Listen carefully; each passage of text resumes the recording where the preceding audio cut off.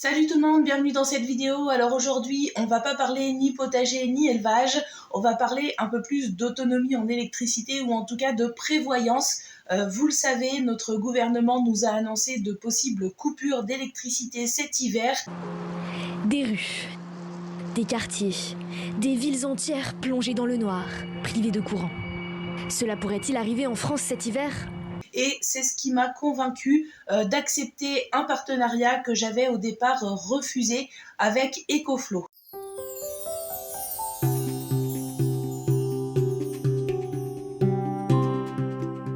Alors EcoFlow, pour ceux qui ne connaissent pas, c'est des stations électriques portables de moins de 1 kWh qui peuvent se recharger soit sur le secteur, soit par panneau solaire et qui permettent par la suite d'utiliser des appareils électriques ou de recharger des appareils électriques USB, etc. en les branchant directement sur la station électrique. Alors j'avais été contactée par EcoFlow il y a plusieurs mois et j'avais pas donné suite tout simplement parce que ces EcoFlow, on les voyait absolument partout sur toutes les chaînes d'autonomie, de van life, de vie nomade, etc. Effectivement, c'est une solution intéressante pour avoir un petit peu d'électricité, par exemple quand on est en camping, en randonnée, etc. Mais ça peut aussi être une solution de dépannage intéressante en cas de coupure d'électricité. Et personnellement, c'est ça qui m'a convaincue. Alors, comme vous le savez, moi, je vis déjà dans une région où on a souvent de la neige en hiver, ce qui, dans le passé, a déjà occasionné à plusieurs reprises des coupures d'électricité de quelques heures à quelques jours. Ça nous arrive aussi en été, quand on a des gros orages, d'avoir des coupures d'électricité qui peuvent durer plusieurs heures, voire plusieurs jours. Cet été, typiquement, on a eu quelques belles frayeurs avec les couveuses, puisqu'on a eu des coupures d'électricité à des moments où on avait des couveuses pleines d'œufs en incubation. Quand on a une vingtaine d'œufs en incubation, on peut pas se permettre de perdre la moitié ou la totalité des poussins à cause d'une coupure d'électricité qui dure plusieurs heures, voire une journée entière ou une nuit entière. Là, on a eu des frayeurs cet été, Et même chose quand on a des tout jeunes poussins fraîchement sortis de l'œuf qui ont encore besoin d'un système de chauffage, et ben là pareil, on peut pas se permettre d'avoir une coupure d'électricité parce que pour des poussins tout jeunes, plusieurs heures sans chauffage, ça peut être fatal à la totalité de la couvée. Donc on rigole pas avec ça, c'est vrai que là moi ça m'a fait réfléchir cet été. Donc effectivement, avoir ce genre d'appareil aurait été pertinent pour moi, même sans cette annonce de notre cher gouvernement, mais ça l'est encore plus aujourd'hui à la suite de ces annonces. D'autre part, sur le deuxième terrain, je n'ai pas l'électricité, mais j'ai par contre des appareils électriques que du coup je ne peux pas utiliser là-haut, notamment des appareils de motoculture comme taille-haie, etc. Ça, c'est des appareils que j'ai en électrique et que du coup je ne peux pas utiliser sur le deuxième terrain parce que j'ai pas d'électricité là-haut. Donc l'EcoFlow devrait pouvoir me permettre d'utiliser mes appareils électriques là-haut. Mais bon, tous ces arguments pour moi n'étaient pas suffisants pour céder aux sirènes, on va dire, de l'EcoFlow. Par contre, la possibilité de me retrouver en plein hiver avec des coupures d'électricité, ça c'est quelque chose que je prends au sérieux.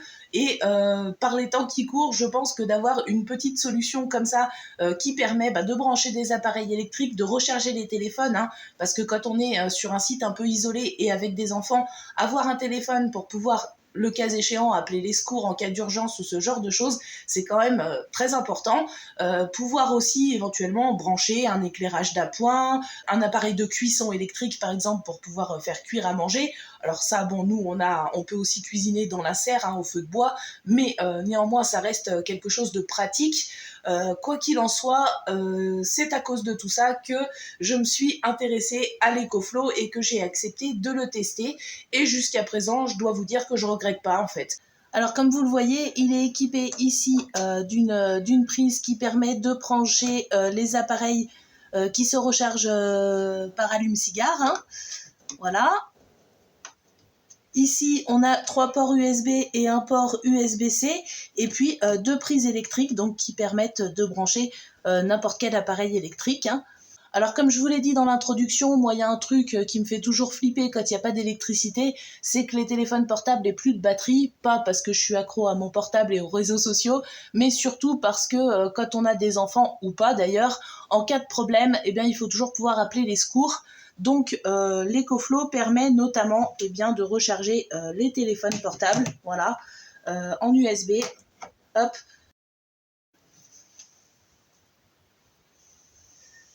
Donc voilà, tous les appareils qui sont équipés d'une prise USB peuvent être rechargés ou branchés sur l'EcoFlow qui a quand même donc 3 ports USB et puis un port USB-C. Voilà, moi par exemple, j'ai pas de groupe électrogène chez moi, puisque je suis raccordée au réseau, ça serait vraiment pour des utilisations très ponctuelles, donc j'ai jamais vu l'intérêt d'en acheter un. Et puis les groupes électrogènes, comme chacun sait, ça fonctionne au carburant, et on a vu récemment que les carburants, ça peut aussi être sujet à pénurie, en cas de problème. Là, l'EcoFlow, si on peut pas le recharger sur secteur parce qu'il y a une coupure d'électricité, on peut toujours le recharger via un panneau solaire. On peut aussi le recharger sur un véhicule grâce à sa prise allume-cigare, et on peut également le recharger grâce à une prise USB-C.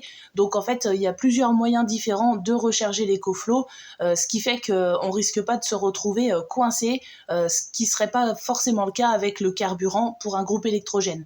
Alors on est bien d'accord, on fera pas tourner les mêmes choses sur un groupe électrogène et sur un EcoFlow, mais ça reste à mon avis une solution d'appoint tout à fait valable pour des petits appareils et pour pouvoir faire tourner le strict minimum en cas de coupure. Par exemple, en système d'éclairage d'appoint, j'ai cette petite lampe là qui peut se recharger au photovoltaïque grâce au panneau solaire qu'il y a dessus, mais si jamais il n'y a pas de soleil ou si c'est la nuit, eh bien on peut aussi la recharger en USB, et donc je pourrais la brancher sur l'EcoFlow pour la recharger si jamais il n'y a pas d'électricité. Au niveau des prises de courant, alors là je vous avoue que j'ai pas encore tout testé. Par exemple, j'ai un taille-haie électrique, et comme je vous le disais, sur le deuxième terrain j'ai pas l'électricité, donc j'espère que l'EcoFlow me permettra d'utiliser ce genre d'appareil. Ça je vais le tester, et je vous mettrai les images.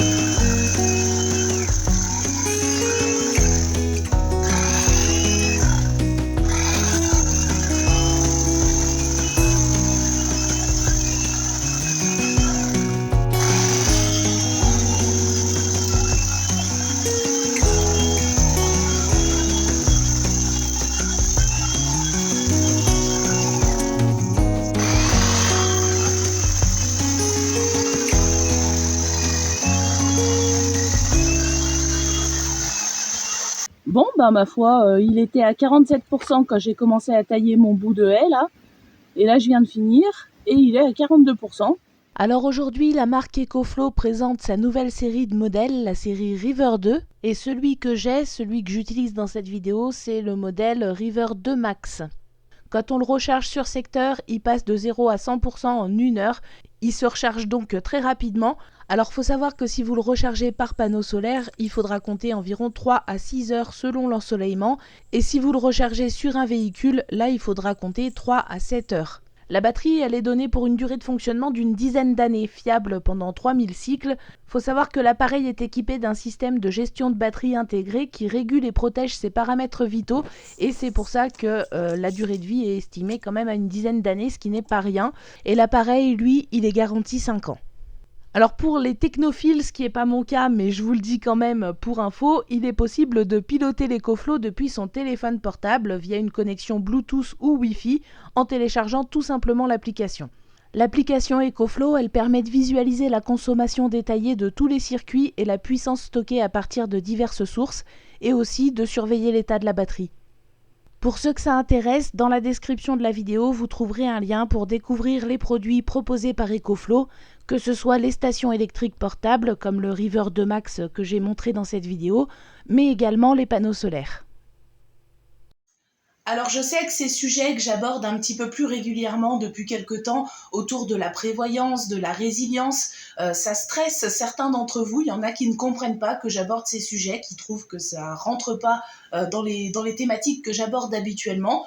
Je sais aussi qu'il y en a d'autres qui se disent nous on vient sur une chaîne de jardinage pour se détendre et pour penser à des choses agréables et pour oublier un petit peu ce contexte anxiogène. C'est quelque chose que je comprends, mais je sais aussi qu'on est nombreux à ressentir une certaine urgence par rapport à tout ça, et à se dire qu'il va falloir qu'on se prenne en main et qu'on fasse en sorte d'être un peu plus résilient pour faire face aux éventuelles difficultés que l'avenir nous réserve. Je pense pas que ça soit de la paranoïa et je suis pas complètement stressée et paniquée par rapport à ça, mais j'avoue que j'y pense de plus en plus et que j'essaye de plus en plus de m'équiper pour être en mesure de gérer des situations inconfortables. Donc c'est vraiment pour ça que je vous parle de ce genre de choses, hein. C'est pas du tout pour sombrer dans la panique et dans la paranoïa. Au contraire, moi, tout ce que je mets en place, c'est précisément pour éviter la panique si jamais on venait à avoir à connaître des situations un peu compliquées. Les entreprises, fortes consommatrices, seraient les premières visées, selon Elisabeth Borne. Les particuliers pourraient, eux aussi, être concernés. Voilà, donc j'espère que vous aurez quand même apprécié ce moment avec moi. Je remercie EcoFlow d'avoir sponsorisé cette vidéo et puis je vous souhaite à tous une excellente semaine. Je précise que la prochaine vidéo, ça sera une première partie tirée du live qu'on a fait samedi soir avec Chris sur la reproduction des poules. On parlera dans un premier temps, dans une première partie, de la couvaison naturelle, puis dans une deuxième partie, quand j'aurai fini le montage, ça sera l'incubation artificielle. Donc ces vidéos, je les ai faites à partir du live pour tous ceux qui n'aiment pas les lives ou qui n'étaient pas là pendant la diffusion en direct et qui veulent pas regarder le replay parce qu'effectivement c'est très long, le live a duré 2 heures. Donc c'est très long à regarder quand on le regarde en replay, c'est moins sympa que quand on est sur place au moment du live. Donc je comprends très bien et c'est pour ça que je vous prépare des vidéos condensées, résumées, pour tous ceux qui voudraient savoir ce qui s'est dit d'intéressant pendant ce live, mais qui n'ont pas envie de passer 2 heures à regarder le replay, ce que je peux comprendre. Voilà, et bien bonne semaine à tout le monde et à très bientôt pour une prochaine vidéo.